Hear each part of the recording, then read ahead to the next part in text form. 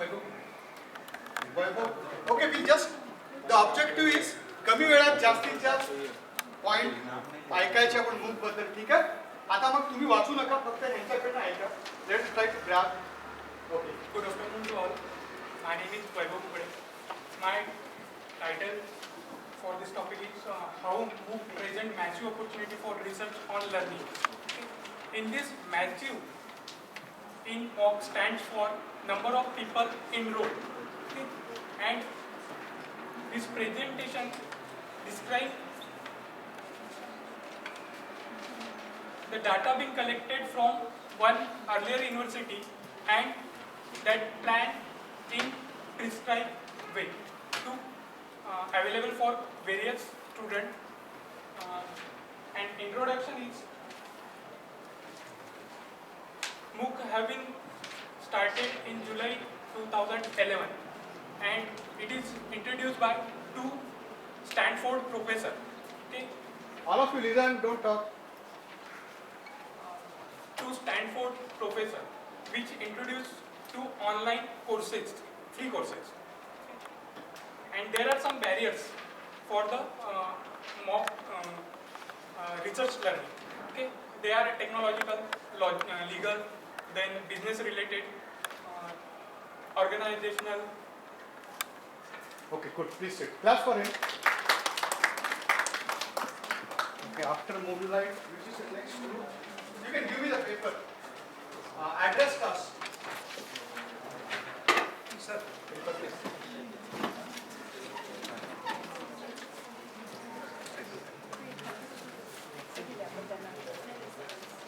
When they are presenting, please listen. कारण आपल्याला grab करायचं आहे कमी वेळात जास्त इन्फॉर्मेशन. ठीक आहे. I will tell how MOOC works. MOOC is basically an online learning activity in which there is one teacher and like 1,000 students. Firstly, student has to register for MOOC, and after registering, he can see videos related to course. And based on that course, he can there is online test for evaluation purpose. And he also replies queries through comments. I will tell just significance of MOOC from the student perspective. Basically, a free course.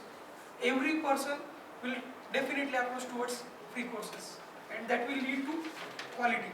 Next, a new era of learning.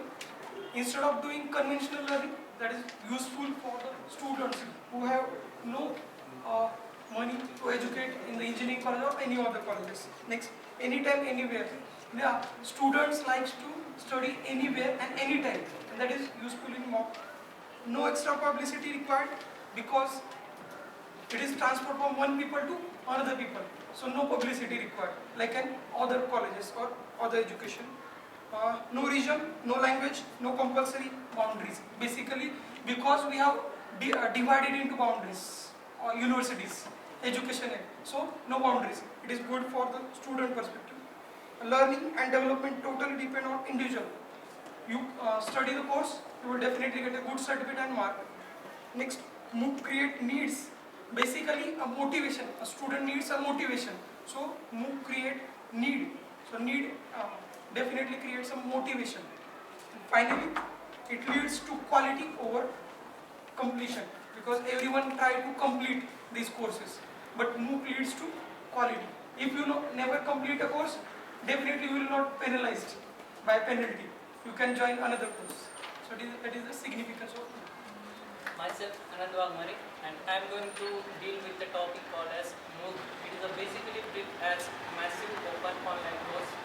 It is begin in an era of 1960, which is early in 1960, which is based on the computer link program in which number of persons are linked together with the help of computer. It is based on free online course where one qualified or number of qualified professor or teachers give the lectures in the form of video. It is a link with the number of students simultaneously. It is having number of players in the online courses such as Udacity, Coursera, Khan Academy. These are the main players in the MOOC. It is deals with the exchange of thoughts, things, and other things which are given by the qualified teacher.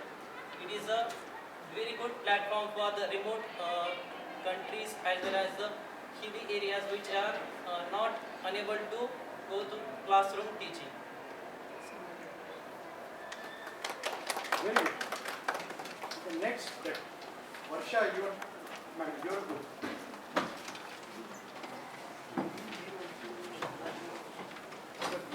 Paper द्या मला.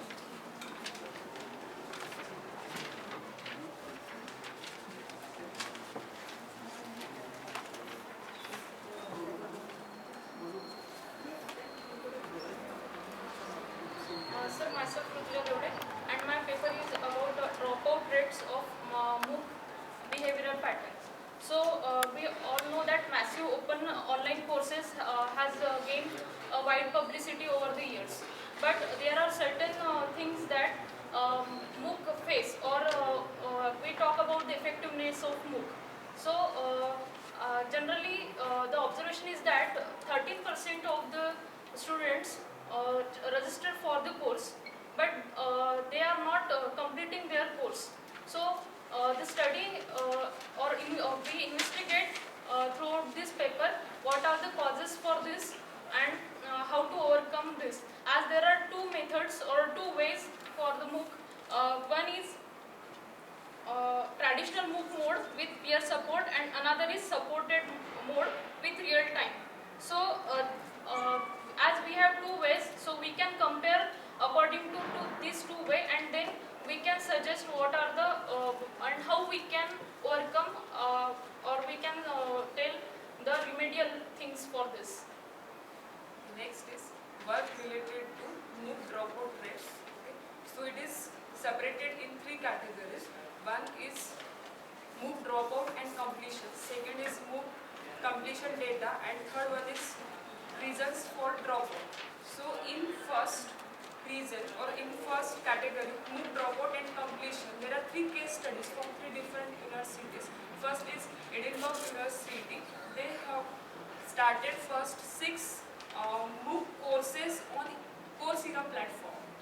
So in that they observed 40% students only access the MOOC course site, and 30% students or people actively participated in this course.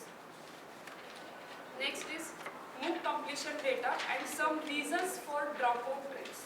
So reasons are lack of time, course difficulty, again lack of digital skills and learning skills, then bad experiences. So these are course. So I am going to tell about methodology. As madam told us that there are the two ways of courses that was delivered in two methods. First one is the traditional and second one is the supported mode.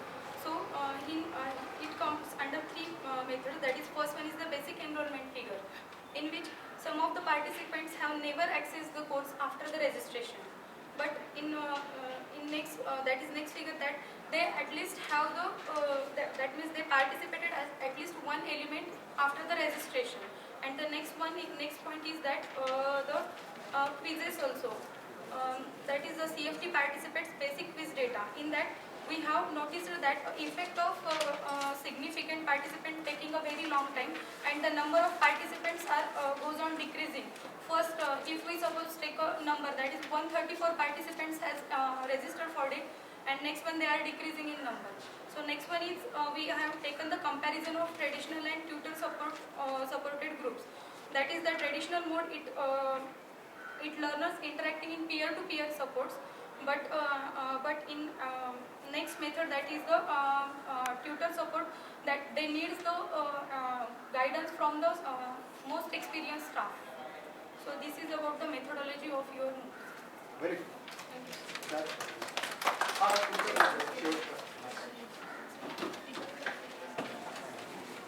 Paper झालं ना.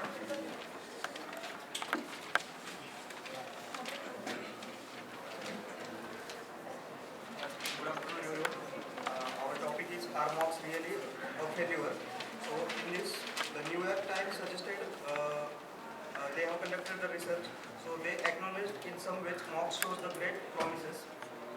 According to the research conducted by the Penn Graduate School of Education, so half of the people register for the MOOC course, for single course, but from that an average of 4% of people enrolls the complete course, and out of that 2% of students only finish that course. So track the 1 million another next is, so MOOC is tracks the 1 million students of 16 MOOCs offered by Penn's professors. Our topic is mooc success or failure. In case of mooc, 80% of mooc around the world have advanced degrees. Now the countries like South Africa, India, China, in case of these countries only 6% that are from richest category, they are only using the mooc.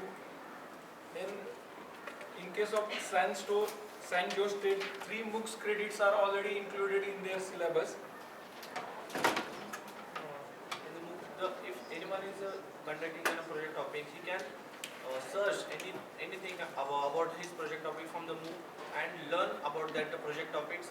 He doesn't having the supervisor to conduct a supervision on him, like a teaching a learning method. He can learn from the professors, well experienced professor. I didn't say I don't believe MOOC is failed, but it is, the goals of that MOOC is not doesn't satisfied by its pioneer now till that day, but they are already enhancing the education for the thousands of students. So to summarize MOOC success or failure, now at this stage, now only few ideas work at first try. Iteration is the key for the innovation. At this stage, number of persons from the IT are already getting trained from vocational trainings. So though it looks at this stage, though it looks failure, but in the long run, MOOC will be definitely it will be a success. Very good. Class. Which group will go next? Intergroup झाला ना? चल.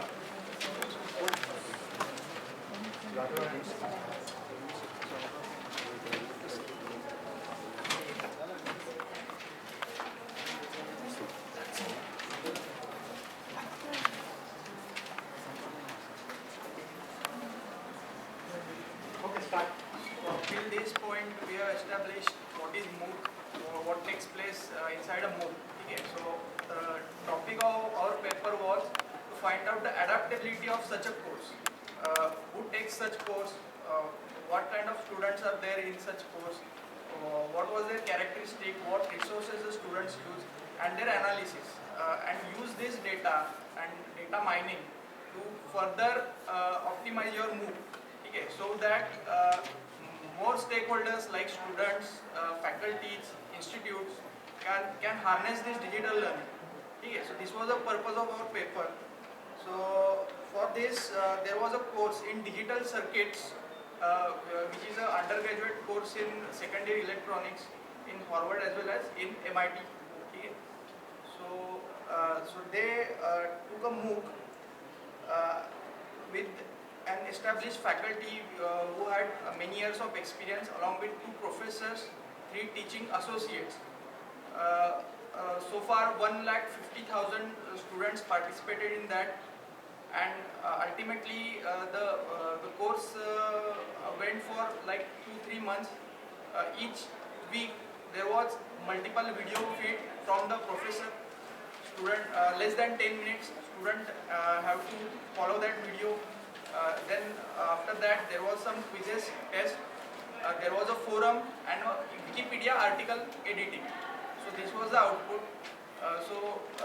From this data, there was some methodology developed to analyze such data, and based on this data there were some inferences.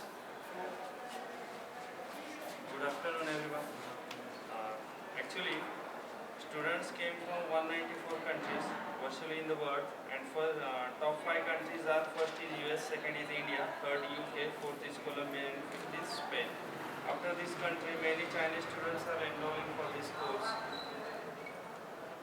And if we are speaking about that course and about video lectures, in total that course, the maximum time was spent on the video lectures, and secondly, for assigned work it also took more and more time. Good afternoon everyone. My point is, who are the students enrolled for this course? So as sir said, here they have done analysis for this. So from that analysis means whenever a student enrolled for this course, the IP address was stored in database. From that stored database, by using this geological database, they used to find the location from where that particular student has access. By doing this analysis, they come to this conclusion that students from 194 countries enrolled for this particular course, and among these 194 countries, the top 5 countries were US, in US near about more than 26,000 enrollments were there. Second one is our India, more than 13,000. Third one is your UK, more than 8,000. Then fourth one is your Colombia, more than 5,000, and fifth country is your Spanish, where more than 3,000 students were enrolled. After that, as sir said, Chinese students also enrolled for this course, and that count is 622. From this analysis, they found that among all, suppose among 100% of these enrollment students, 88% were male, whereas remaining 12% are female. The next analysis they did that about the English speaking, means out of these all enrollment students, near about 87% of these enrollment students were able to speak English, whereas the remaining percentage used to speak the second largest world language is Spanish. That's it. Okay, as the paper name is given that whether the MOOC is adaptable or not. So in last part they have conducted one analysis, and for analysis they uses the method which is called as the predictive analysis. So they measure the analysis or output, as we usually in IEEE paper at the end we need to be experimental analysis is there. So in the same manner they do the analysis by predictive method of analysis, in which they measure the success of students in two ways, that is success as a achievement and success as a persistent. Now in success as a achievement, they usually use the all methods. For example, if in a MOOC we assign some assignments, then we uses quizzes, then number of hours spent by that student. So based on all these things, a grading has been done to the students, and a graph is drawn, that is whether the students really achieved it or not. For example, number of activities and number of activities, time in which number of activities has been done. So the graphing has been done, and in success as a persistence, they have been considered that from the point of view of learner, that is, or from the point of view of students. The student may be a faculty, the students may be a novice user, the students may be a expert user. So their survey, at the end the survey has been conducted from all these three groups, and the output or the adaptability has been measured. So this is what at the end, that is how the success has been measured in the adaptability of MOOC. Thank you very much.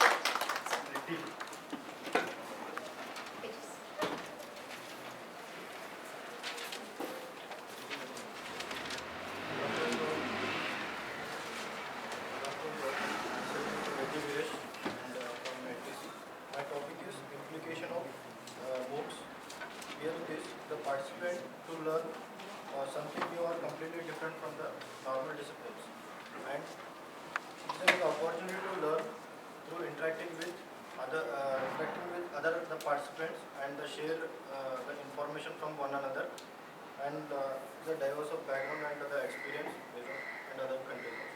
Next is, in this everybody has an equal opportunity to interact the online compared to on-campus lectures, which some participants find speaking or asking the questions in a large groups.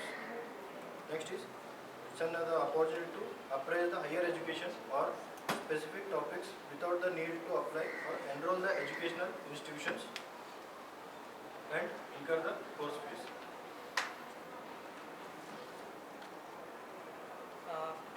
My topic is what higher education providers think about this MOOC. Okay. Some higher education providers think that that is threatening for them, because they think that their notes or their knowledge is intellectual. Okay, so that can be shared to those persons or those students who are paying for them, and that is one they think that, and some higher education providers think that that is useful for them to share their knowledge, to share their skills to other people, and some will think that that one as an assessment tool of the students. By seeing the MOOC results, they can consider the student knowledge. Okay, and some employers they can use this tool as an improving skill for their employees. Okay, and they can encourage their employees to improve their skills to get more knowledge. Now major MOOCs, the well-known major MOOCs are Coursera, Udacity, EDX, Khan Academy and FutureLearn. Coursera was established by two Stanford University professors and which offer around about 2012 different courses in which 33 most well-known and highly regarded universities are included. Then in Udacity, it is mainly focused on computer science courses and provides a wide range of topics from beginners of courses to intermediate and advanced courses. Then EDX is owned by Harvard University and Massachusetts Institute of Technology. Then Khan Academy is for 12-year age students, and it is for young learners, and it offers the courses of mathematics and science. Then FutureLearn is the very newest significant player which reflects how MOOCs are constantly changing, and it consists of 12 major UK universities. Good afternoon all. My paper name is MOOC on the MOOC, a snapshot taken on the growth of MOOC. Basically, analysis is done on the growth of MOOC, how the MOOC is grown. Basically, MOOC means massive open online courses. These courses are found out from the research. In 1960, there were research carried out by the scientists or lecturers, and finally this system or these courses are available. After few years, the development is carried out on the MOOC, and now there are various lecturers, different expertise lecturers are available on MOOC from the recognized universities. Every day there are 6,900 people are joining the MOOC as per the research is carried out, and when we are giving the exam of MOOC online exam, then there is nearly 1,000 to 1 lakh participants on each course. Good, very good. Which is the last batch?